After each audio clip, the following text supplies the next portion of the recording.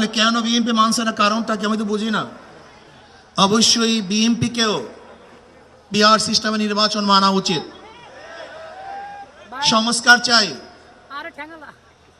BNP বলছে আমরা সরকার গঠন করে ক্ষমতায় গিয়ে সংস্কার করব।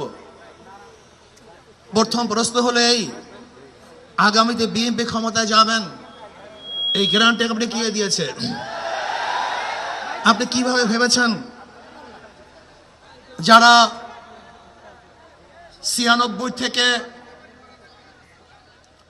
96 পর্যন্ত ফেল করার কারণে 96 ক্ষমতায় আসতে পারে নাই, এটা বিএনপির দাবি।